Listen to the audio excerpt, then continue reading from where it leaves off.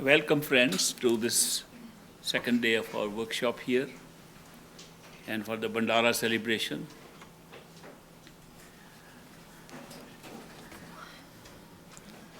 About 100 years ago, a man who was a follower of Swamiji, a mystic in Agra in India, the place of the Taj Mahal, a man from Punjab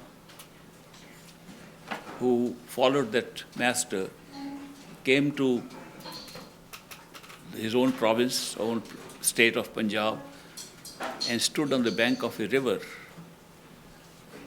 and saw a madman dancing there with his hands clapping like this. He said, "Why is this man dancing here?" And he asked him, "Why are you dancing on the bank of this river?" He said, "Because," that madman said, "because a big dera is coming up here. A big spiritual center is coming up here." That man said, "I am going to settle down here." And he built a small hut and he settled down there. That man's name was Baba Jamal Singh. He lived there for a few years and appointed one of his disciples, whom he had met in the mountains, as his successor. And the successor's name was Hazur Maharaj Baba Sawan Singh, the great master who was my master. I am tracing back this history to tell you that when a man just indicated by waving his hands, "This will be the place on the bank of the river, that this will happen one day," it all happened. And I was there to see it. Many years ago, I came to this country because the great master in the 1936-37 said, when I was 10 or 11 years old, he said this axis of spirituality will shift to the United States of America. He said most of the spiritual progress will be made in the West, but localize itself in a big way in the United States of America. He said this in my presence to a number of people. He said this in a number of letters he wrote to American disciples in the United States. Copies of those letters are available. I could even read out some from my iPhone where I copied them. In letter in 1937, where he says, "The American country is preparing for a spiritual revolution. And although they don't know it, they don't know that they are preparing to meet a perfect living master. But their seeking is so strong that they're bound to meet a perfect living master." And when I heard this from the great master, I said, one day I must go to this country. And when I was able to come, I came quickly, retired from my job in India, and came to get a ringside seat to see the show. Now I'm watching the show. But when I came here many years ago and went to many places, I came to the state of Wisconsin and walked on the banks of river Chippewa, the river Ojibwa. And this girl was with me. And a semi-crazy man, not fully crazy, but semi-crazy man began to dance like this. I said, "This is such a repetition of history in the United States." I said, "This place will one day be a spiritual center." That place is on the river Chippewa in a town called Bruce, Wisconsin, north of Bruce, Wisconsin. And therefore, this non-profit organization that's arranging these meetings, the Institute for the Study of Human Awareness, ISHA for short, they purchased some land that one day a spiritual center will come here. Last time I came here, I saw this place is getting ready for a similar spiritual center. My master, the great master Hazur Maharaj Baba Sawan Singh, built up the dera, the ashram, the spiritual center on the river Byas in India and named it Dera Baba Jamal Singh after his master. As a tribute to his master, he built. It's become a very big place now with millions of people going there every year. and great spiritual center. And I spent so many years going there. But when I find the great master saying the axis of spirituality is shifting here, some months back I went back to the spot and looked at it. And I said, what better tribute can I pay to my master but to do the work that he did for his master and to set up on that very spot where the crazy man was waving his hands, Dera Baba Sawan Singh, named after my master. Therefore, I propose to establish and set up a small center of spiritual activities where we can assemble, like we're assembling here. And I would like to build a small place like that with my own hands. But at my age, 85 plus, my body and hands are a little feeble. Secondly, I've never been a builder. I don't know if I can build it with my own hands. I may need some help. I would like to ask the few people assembled here if you would like to help me to build that center, Dera Baba Sawan Singh, on the river Chippewa in Bruce, Wisconsin. I will need help with hands. I will need help with experts in construction activity who have done this work before. I will need help with people who can draw up a plan for that place. I will need help with people who can donate some material for that place, even if I make a very small place, even if I make a small conference hall like this one, even of prefabricated stuff if I make one. I will need some material for that. I may need some money to buy other things and other specialized labor that we cannot provide ourselves. I wanted to know if there are friends of mine sitting here who would like to help me. Those who would like to help me, thank you very much. I am very assured Dera Baba Sawan Singh will come up on the spot that I have marked already. And those of you who are interested in seeing it, seeing the area, seeing the spot, are invited.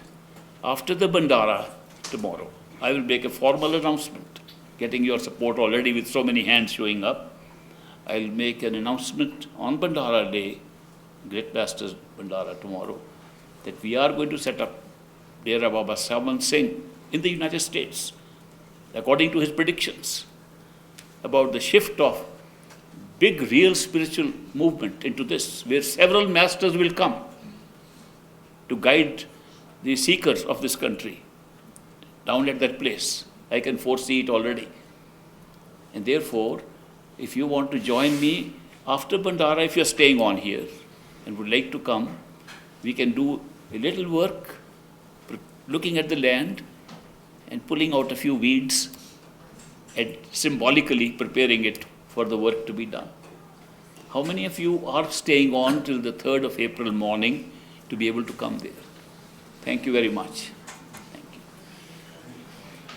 Also, the great master used to suggest, as many masters have said, that if we do service, which is called seva in Indian language, if we do seva without expecting reward, it helps us in meditation. Because a lot of the obstruction to meditation comes because we expect too much. We expect too much in life. Our expectations destroy our happiness. Too much expectation destroys even meditation. Therefore, to live a life of what comes I will take, to go with the flow, is a great way to live. But to constantly say, I have done this, what am I getting in return? I have been put in so much effort, what will I get? I love that person, does that person love me back? When we have so many expectations, we have as many disappointments. If we have no expectation, we have no disappointment. Therefore, we have filled our life with disappointments by too many expectations. Great Master said, and I agree with him, that if you do seva, service, for the Master, for a friend, for people in general, if you do service without expecting any reward, it prepares you better for meditation. Indeed, at one time he said it is equal to meditation. And you can see the result in meditation, how quickly you make progress. So that is why this service is very important in spiritual literature and spiritual doctrines. But they say that service is of three kinds. There is service with your body, which is physical service. You carry things, you help people, you serve food, you do things, you work in the kitchen, you carry somebody's bag. This is all physical service, and it's a very good service. Second kind of service is to give a donation with money. You write a check and give it, and you're done, without expecting a reward. That's also service. The third service is with the mind. The service with the mind is to meditate without expecting any result in meditation as an offering to the Master. When you meditate and say, Master, today's meditation is meant as an offering to you, that's service with the mind. If you do all these three kinds of service, you're bound to make good progress on the spiritual path and change your life. You can try it out. It works. The service is so important. I have always suggested to people that it's an old tradition to give charity. All doctrines, all traditions have said 10% of your net income, if you give as charity, it's a good number. It does not hurt you too much. It helps you a lot. 10% of money charity is good. You should also give 10% of body charity, which means work, volunteer work. If you can't work every day, work on weekends, work on vacations, voluntaries serving people without compensation. That's also service with your body. Then give your meditation, if not all of it, at least 10% of it, as an offering, as a mind seva. If you do all these things, then you are bound to get some benefit. In the Dera, when we were young and growing up, the great Master, we always had great pleasure to do all kinds of seva. It could be anything. I still remember I was very small, and great Master, there was no electric power, and it was very hot in summer, and they used to fan with a big fan. My size and my fan size was the same, but I used to take the fan and try to fan the Master during his discourses. It was seva. Today, I meet you and come for Bandara, I am doing the same seva. For me, there is no difference in this seva or the fan that I used as a child. It's a service to the Master. So when you do any kind of service to the Master, if the Master is not available, then you can do service to his disciples. If the disciples are not available, do service to anybody. But so long as you do some service of this kind, which is physical, it covers the body seva.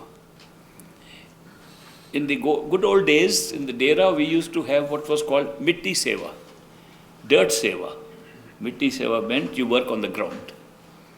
And all of us used to go and work on the ground. Used to sometimes carry bricks and loads, because the Dera was on the bank of a river, and there was a bluff, and we were taking up some of the fillings from one place and putting it in another place. Today it's grown a lot onto the river area also. So, but it was just part. We enjoyed it. When a building came up there, I remember there used to be a very enlightened soul, a Mastana, the Balochistan Mastana. And he used to walk with a basket of bricks on his head. And I loved to walk with him, but I could carry only one brick. So I would have one brick on my head, he had a basket. And we would walk together to take it to the construction site and put the brick there. And that's how a big, beautiful satsanga, place of discourses, came up, where the great Master not only discoursed, he also gave initiations there. I saw all that with my own eyes growing. I hope I'll live long enough to see something similar happening in the United States on the bank of the river Chepewa, in Dera Baba Sawan Singh. So this is something symbolically we can start doing it on the 3rd of April, immediately after Bandara. Now there are no bricks to carry yet. There is no steel to haul yet. There are no walls to bring up yet. But they will come. And whatever way we can do anything for it, it will be good savor. I would like to participate myself in that as much as I can. If necessary, I'll come repeatedly to this location, to this site, to be able to put my share of work and labor on that. And I'm very happy that so many of you raised your hand. Are there any people here who have any expertise in construction work?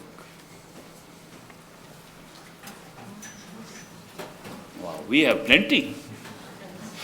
Thank you. Are there any people who are familiar with sources of material for construction? Very good. Thank you.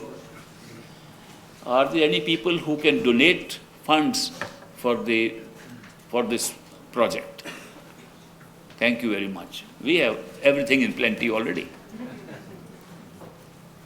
And if there is not, more will be coming in. When we were working in the Dera in India, I got into a job position where I was responsible for public works. I met all the top architects, builders in that position in the government. And when I found it necessary to get an architect to design a building or a landscape architect to design the landscape, I was able to pick the top nominated prize-winning architects and builders and bring them to the Dera to help in the construction. And they all became disciples of Great Master, just by coming there and meeting him. I'm sure we have these people sitting in the wings. They will come here too. And they will also help us in this work. So I wanted to inform you of this because it's a secret wish of mine. And I've been holding it back for a long time. And I said, when the time is right, I will share it with my friends. Today I felt the time is right, and I'm sharing with you, because they say that the year 2012 is a year of great change. Some people think the change is going to be disastrous. That because the Mayan calendar ended, therefore everything will end in the world. No, it doesn't mean that. It only means we're turning a new page, turning into a new era, turning into something more spiritual than ever before. So it's going to be a great change in this year. And that's why I thought it's a good time to make the announcement. So I'm very happy that so many of you are joining in this effort of mine. Now to some serious business. Yesterday, we tried a little practice in meditation where I was trying to share with you the importance of sitting behind the eyes and making the chamber in the body behind the eyes as your meditation center. That you should forget where you are sitting. You should forget the chair, the room, the place where you are sitting. You should feel you are sitting right in the head before starting any kind of meditation. Seat yourself there and then meditate. It was a formal exercise just to locate ourselves where we meditate. Now I want to tell you that meditation without love and devotion is just like rattling something empty. Because nothing will pull you beyond your mind except love and devotion. If love and devotion is missing while you are meditating, the meditation is hollow. And people think it's a mechanical exercise. It's not mechanical. You are pulling your soul towards your soul. You're pulling yourself to the reality of your soul. And the soul recognizes no reason, recognizes no logic, recognizes no sensory perception, recognizes nothing else but love and devotion. Therefore, remember, we're talking of the spirit. The spirit's natural functions are love intuition, beauty, joy, bliss. He doesn't care for logic and reason and trying to understand things more. That's the mental function. The mind is way below the spirit. And therefore, spiritual meditation requires that when we meditate, we keep our attention on the beloved whom we love.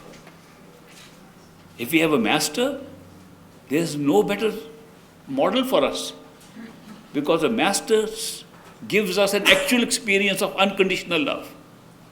It's the best way to respond to love, best way to show your devotion from somebody whose experience with you has been of unconditional love. But if you don't have a master and you don't have that experience, anybody you think has given you good love, that image is good enough to extend your love and devotion in meditation. But it has to be a visualization of the beloved. And then you meditate and you say what you want with your mental language. You express your love. You express yourself fully. And see, if tears roll down, it's good. If you laugh, it's good. If you smile, it's good. Because it must be meditation with love and devotion. Of course, the location is still the same, behind the eyes. Let's try today meditation behind the eyes with love and devotion, where you visualize your beloved and you express your love to the beloved in the best way you can and see the results of it. Please assume that your body is your house and you are sitting on the 6th floor of that house behind the eyes.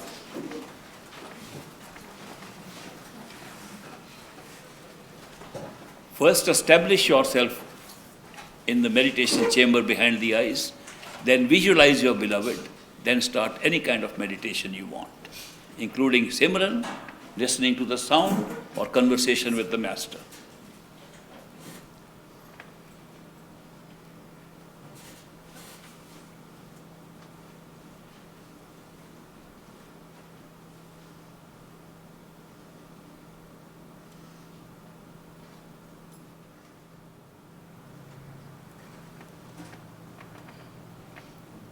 No other thoughts, only conversation with the beloved.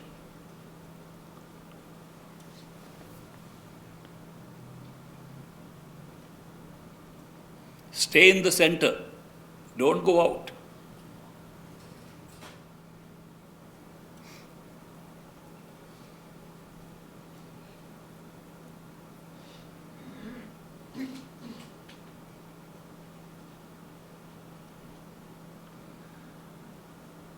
Receive the love of your master and express your devotion in any way you want.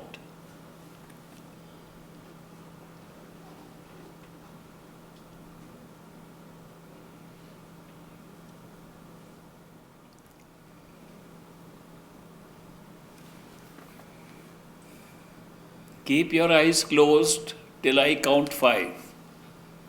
1, 2, 3, 4, 5. Open your eyes and welcome back. Welcome back. How many of you enjoyed this session? That's the best result so far. You see how important it is, what a difference it will make to your meditation. When the beloved's picture in front of you, when you can recall some of the things, how the time was spent, how you saw your beloved moving around, sitting, talking, what was said, what was unsaid. When these things are remembered and then you are doing meditation, it pulls you. It's the best way to forget other things. Otherwise, dry meditation, what great master used to call dry meditation, means you mechanically sit there, the mind roams all around the world, think of everything else, and you go nowhere. This is a very concentrated form, so that your attention remains focused on something that will not only be real as you go along in meditation, will be real forever thereafter. This is one thing that will go with you even after you die. This is not something very temporary only while you are here in the body. So that's why a meditation with love and devotion is the real way to go. And I gave you a very small sample of it. I know that in a longer session, people have had such great experiences with this kind of meditation. And that is why you will all have very good experiences if you give enough time to meditation with love and devotion, and not without it. There are, of course, different parts of meditation. For example, if we use the repetition of words really just to train our mind not to think of anything else. The mantras are not as mantric as you think they are. And don't think they're as magical as you think they are. The main basic purpose of repetition of a mantra is to prevent the mind from thinking anything else. You put artificial words of not your choice, somebody else gives you the choice. Repeat these words, and you repeat those words, concentrate on those words, it prevents the mind from thinking something else. And if you are thinking of something else and start repeating the words, the new words squeeze out the old ones and throw the thoughts out. It's a simple way of staying focused at the third eye center behind the eyes. It only performs a limited function. Nobody has ever done mantra and gone to Sachkhand, gone to heaven. Nobody has ever done that. It's a temporary device to reach a certain point where you can be pulled inwards by other power inside. The other power, of course, has also a manifestation, and that is the sound or the resonance that can draw you and throw you off your feet. When that comes, it has a resonance and a sound that rings fast and you forget where the body is. Now that's a powerful thing. And where is it coming from? From your own soul, from yourself. It is not coming from anywhere outside. You don't have to turn to any direction for it. It comes right from the source. And when you can hear that, no repetition is necessary. Nothing else is necessary except to stick on to that, be guided by that, and that will pull you through all the levels of consciousness that we talk about here, one after the other. It's amazing how there's a link between each level of consciousness with the other. I'll give you an example. You know in the wakeful state who you are. You go to sleep, have a dream. In the dream you are walking around. Do you know the self in the dream body is exactly the same as the self in the wakeful body? You can't say that was somebody else walking. Supposing in the dream you become a butterfly, like that Chinese philosopher became, you will be the butterfly with the same self in it as when you were before you went to sleep. Nobody can say you saw a butterfly because you'll be flying as a butterfly. The self will still permeate in the same body no matter what. If you go to a higher level of consciousness and have no form at all, the self will still be the same. The self never changes. The fact that you are having that form and experiencing that self, that you, will never change, no matter where. Even if you reach the top of creation, the self will always remain the same. Now, what is it that is holding the self to be the same, no matter what level of consciousness you are, no matter whether you're in a dream state or a wakeful state? What is perpetuating the self to be the same is the sound current that connects every level all the time. So the sound current really represents the consciousness of the self. And it is just a way made easy for us to be able to identify ourselves. Otherwise, we don't know who we are. We don't know who the self is. We're taking the covering to be ourselves. We say this body is ourself. Now we fall out of the body into an astral body. That astral body is ourself. We go into a causal self. We say that mind is ourself. Ultimately, the soul is ourself. It means nothing. They are not different things. The self is perpetuating as the same self, no matter what form you have, no matter where you are, no matter how much you expand or contract. Therefore, it is the discovery of the self. And the self is resonating in you. And that resonance is called the audible life stream. That resonance is called the sound current that pulls you in. It's not sound, it's yourself. But if you don't know what the self is, you can't know what the self is, at least there is some manifestation of it. And the manifestation is within, not outside. So that all outside things become foreign to you, and what is inside becomes yourself. So that is why the method of meditation practiced by the perfect living masters and taught from centuries is not a new thing. By the way, I share nothing new with you, I must tell you. I am not an inventor at all. I am a copycat. Sometimes I am a parrot. I just repeat what I heard. So the self that we are talking about resonates, and therefore the power to pull to our own self lies in the self, manifesting as a resonance, as something that can be heard in this state, can be heard in a higher state, and can be felt in all the higher states, and can be experienced at the top and ultimately be merged into, finally. The same thing. The sound current that we talk of is not a sound really. It appears to be like a sound because we are not used to anything else at this time which is audible or which can be received by us. And that is why it comes down to us at the physical level like a sound. It resembles a sound. It's a very powerful sound. Before we reach the powerful sound, some other sounds come also in meditation. And it's good that the other sounds come because then they give us practice. I call them practice sounds. In our spiritual literature, about 10 or 12 of these practice sounds have been listed. That you will hear sounds of a roaring nature, like a river is flowing, like a waterfall is there, like a train is going across, like a truck is moving outside, passing over a bridge, like there's a thunderstorm going on, like the drums beating very rapidly. All these kind of sounds that come to us, those sounds are practice sounds, and we can use them for concentrating, being behind the eyes, behind the place closest to ourselves. When I say go behind the eyes, I'm not suggesting go somewhere, I'm saying go closest to yourself, if possible, as close as possible. Now, we do try to get close there, but a distance is maintained because of our thoughts. Our thinking takes us away all the time, otherwise we are very close. We don't have to go anywhere, we have to be where we really are.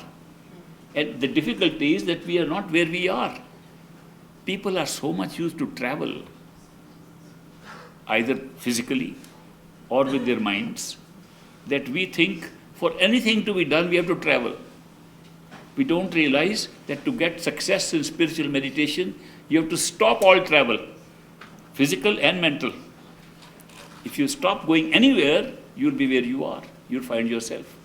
So that is why the self, by manifesting itself in any form, and the audible form is the best at this time in a physical state, to listen to it and be caught by it and to follow it, you can open up all the doors of any level of consciousness. So that is why this Surt Shabd Yoga, the yoga of putting your attention on the sound, as practiced by these perfect mystics, has been found very useful. And I'm sure those of you who practice with love and devotion will always succeed. I have never seen anybody in my life who has practiced with love and devotion the art of listening to the sound within ever fail.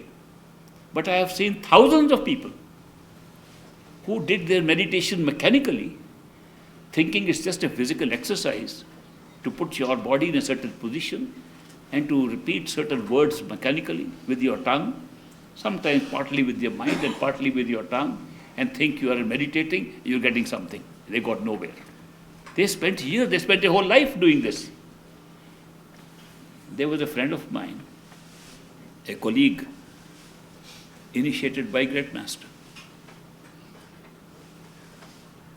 I'll take his name because he's not here, he's in India. His name is Hira Singh, and he owns a foundry, makes some mechanical parts for machinery and so on. And he has been a very devoted disciple of great master, and therefore not only great master visited his house when he was alive, many masters have come to his house. And some of my American friends who traveled with me, I took them to his house to meet him.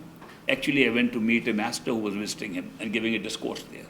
The master was very kind. When we went there, he stopped the discourse. And we said, "You finish your discourse, master, and then we'll talk to you." He said, "Discourse finished." And he walked away. My American friends were shocked to see this. But then he gave us lunch, and then there were many people there asking me questions, and I was trying to give them answers to questions coming from America back to India, and answering all questions. So this Hira Singh, my colleague, who has been initiated by the great master, says to me, "Ishwar, can I ask you a question?" I said, "Sure." He said, "I have been initiated by the same master as you. We have both been given the same instructions. And you seem to know a lot because of the way you speak to these people. And I have seen nothing for 40 years of meditation. I have followed the instructions. I do 2.5 hours of meditation every day. I am a vegetarian, teetotaler, no alcohol, no drugs, led a very pure life, and followed all the instructions, and saw nothing in my meditation. Why?"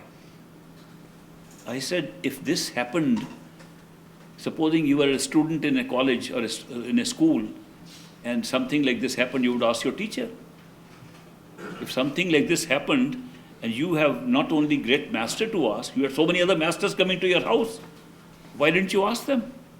He said, "I did." I said, "What did they say?" Great master said, "Keep doing your meditation with love and devotion," and smiled. He said, "What about the other masters?" They also said the same thing and smiled. I said, "Did it mean anything to you?" He says, "Nothing." They never told me why I was not getting anything. "But you tell me." I said, "Why have you picked on me?" He said, "Because I see you are answering questions of people. In the presence of the master, you are answering questions. So I thought you might have the answer." I said, "Look, my friend, I have no answers. I pick up my answers from the great master. I want to share a secret with you that you think I have the answers. No.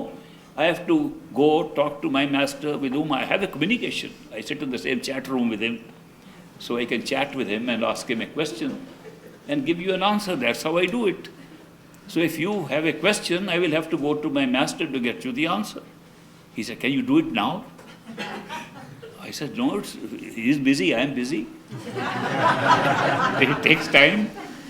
He says, "How much time will it take?" I said, 6 months. So I came away. After 6 months, I went back to him. I said, "I found the answer for you." The answer was already given to you by all the masters. You didn't listen to it. They said, "Do your meditation, keep doing your meditation with love and devotion." Did you hear the words love and devotion? Did you ever do your meditation with love and devotion, or you thought sitting with your eyes closed for 2.5 hours is meditation? He said, "The truth is, it never struck me." I said, "That's the key. Now great master sent a message to you. Resume what you have been doing, but only add this new element, love and devotion. And when you meditate, visualize the great master. You remember seeing him. Think of how he acted, how he sat on the stage, how he came down, how he talked to you, how he shook your hands. Remember those things. They'll come back to your memory as visualization. Don't visualize a picture of him. A picture does nothing. Visualize the real living person as you saw him. When you see the living person through your memory, put that in front of you and then talk to him and then express your love and then meditate. Don't meditate without it. And I'll come and check with you again after 6 months. So I went again to Hira Singh after 6 months. He made more progress in 6 months than in 40 years. He was so happy. I am just pointing out to you a little missing of one element, which happens to be the most important element. We don't realize it.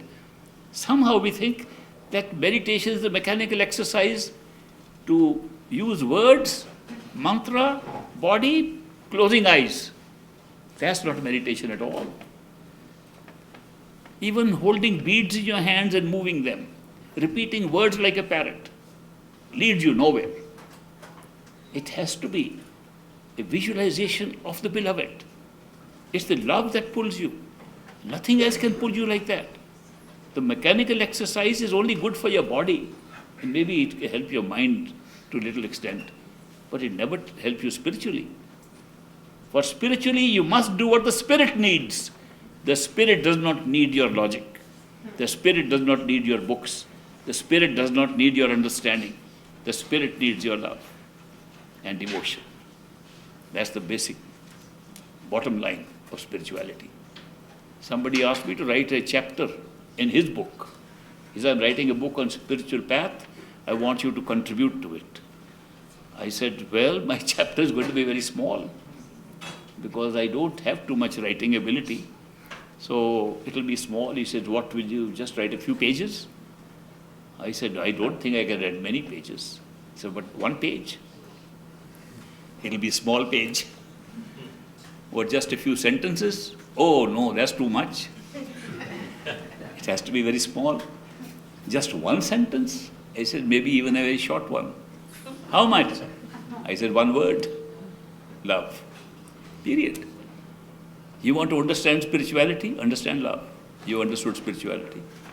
If you don't understand that, you miss the whole point. You're going round about the bush and something around which is not the real thing. So the bottom line is that to make meditation, spiritual meditation successful, and to be really on a spiritual path, if you cannot experience love and devotion for a beloved, you do not make much progress. And it is very difficult to find a consistent, loving beloved in this world, because all beloveds seem to turn around and turn away after a while. All the people we find we get relationships into turn out to be a little different after a while. Because they are different right from the beginning. We don't think they are different. We see only the common points and the good points when we date somebody, and when we marry, we see the other side of it. This happens over and over again. I hear these reports every day, by the way. Therefore, to have a beloved whose love and expression of love for you is always consistent, constant, unconditional, not based on your situation, you have to find a perfect living master. I have not found that kind of love in anybody except one who is a perfect living master, or one who lives according to the conditions that are laid down by a perfect living master for a disciple, which we call a gurmukh. Gurmukh is a follower of a guru.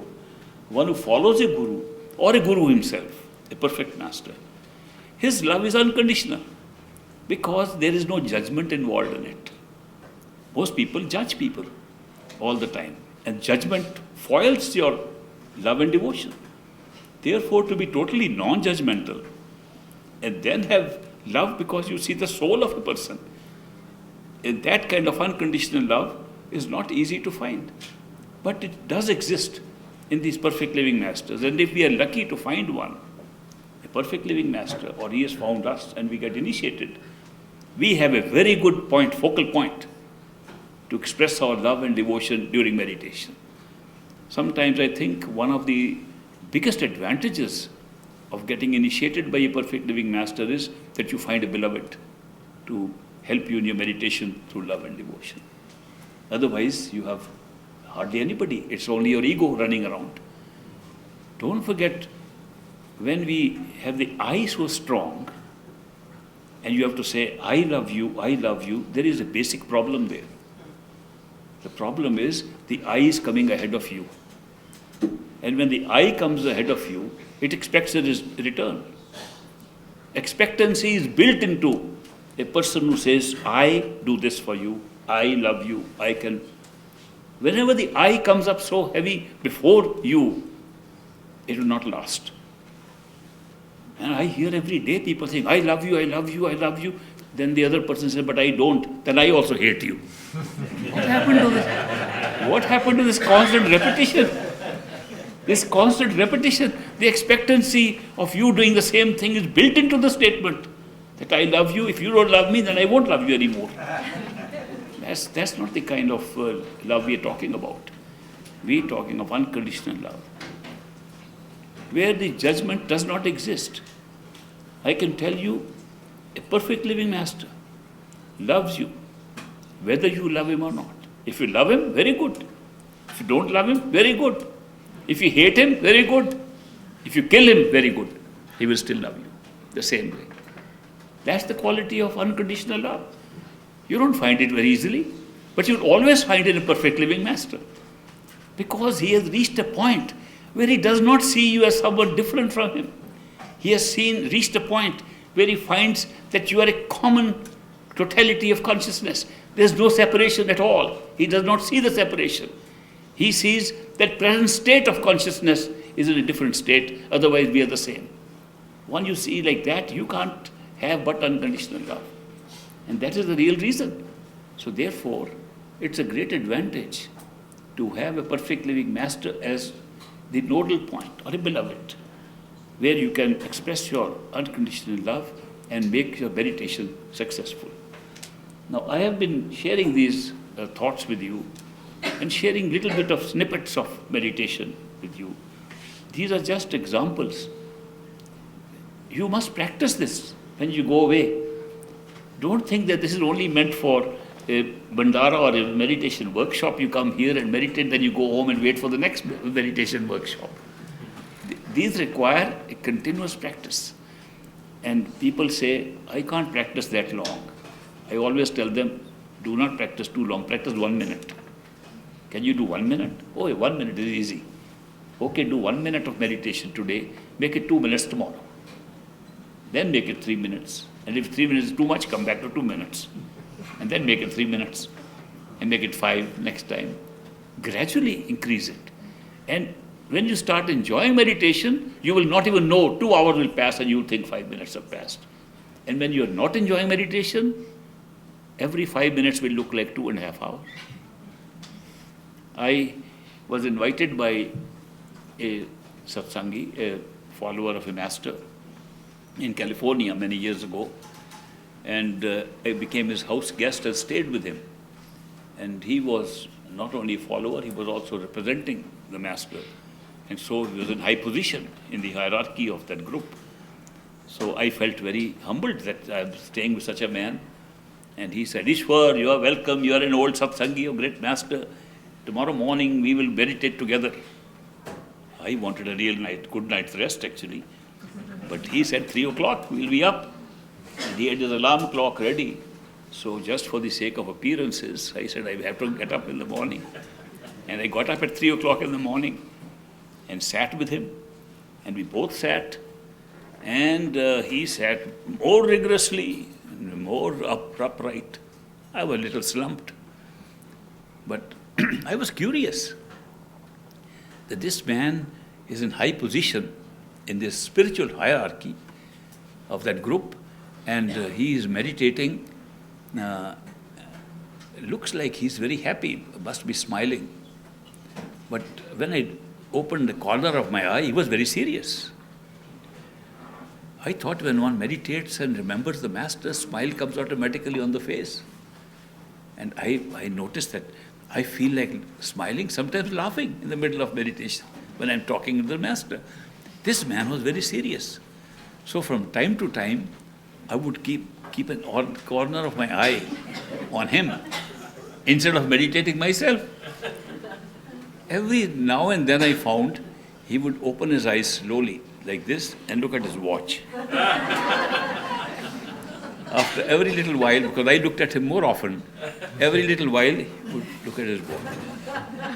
It was so hard for him to pass 2.5 hours. It was easier for me to watch him. At the end he said, oh, we had great meditation. I said, my friend, I am very happy that you sat for 2.5 hours, but you did not meditate. He said, no, I did. I said, yes, you did. But you meditated on your watch, not on the master.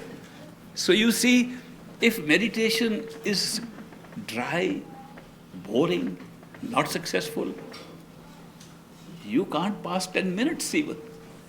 It looks like 2.5 hours. It's so difficult to go through it. But if it is attractive and you are enjoying it, 2.5 hours pass like 10 minutes. And you think you only sat for 10 minutes and you notice more than 2.5 hours have passed. So that's why it's very important to make meditation a proper forum for expressing your love, talking about things, putting your problems, quarreling with the master. It's better to quarrel with the master in your meditation than not to remember him at all. It is better to shout at him in meditation than not to remember him at all. Because whether you quarrel with the master, shout at him, or you love him, he's still there. You're concentrating on him, and meditation is successful. You are cutting out all other thoughts from your head, and that's what is needed. So that is why the love and devotion that I talk of is a relationship of friendship. And we forget this, that a master is not just a spiritual teacher. He has not come to teach anything, because if he has come to teach, you can read in the books. He doesn't teach anything new. It's all printed over and over again. I find thousands of books saying the same thing that masters teach. So it's not that you get a new teacher to repeat the same thing that are in the books already. A master is there to be a friend of us, a real friend, a friend that we can trust forever, a friend we can trust everything that is in our heart, with no reservation, a friend that we can trust to that extent. If we cannot have that kind of friendship with the master, even love and devotion becomes difficult. So that is why one of the great disciples of the great master, Dr. Ishwar Singh, used to say, friendship comes first, spirituality and master comes next. It's more important. So because of this, our meditation, our progress on the spiritual path suffers, because we don't realize these basic things, that we are dealing with the spirit. We are on a spiritual path. We are not on a mental or physical path. Mental and physical path means think about it, ruminate it, understand it, read more books, go into chanting sessions, and go and sing songs. That's all physical and mental. But to go into the spirit, you must have a spirit of love and devotion. And that alone works. I will continue with this session with you later in the afternoon. Prasad, prasad is just, we call it blessed food. But the blessing does not change the molecules of the prasad, by the way. It still remains the same. What it does is, it gives you a reference point to remember that you got it from somebody. It is for your memory, it's for remembrance. And when you remember, that adds to all the value of the prasad. And if you think there is something that is altered in the material, nothing alters in the material at all. So remember, the value of prasad is who gave it, how you were connected with it, and you should take a little bit of it at a time, so that you can recall that event more often. People just say, it's nice candy, let's eat all of it, and that's it. So I've always recommended that when you take prasad, which is blessed and is accompanying, now this one that I'm going to give it to you, I'm giving you by invoking the blessings of my own master, the great master. Picture you see here, Hazur Maharaj Baba Sawan Singh, his blessings I'm invoking in giving this to you. Therefore, you will find a lot of sentimental value when you take it, and take little at a time. Don't gulp it all down at once.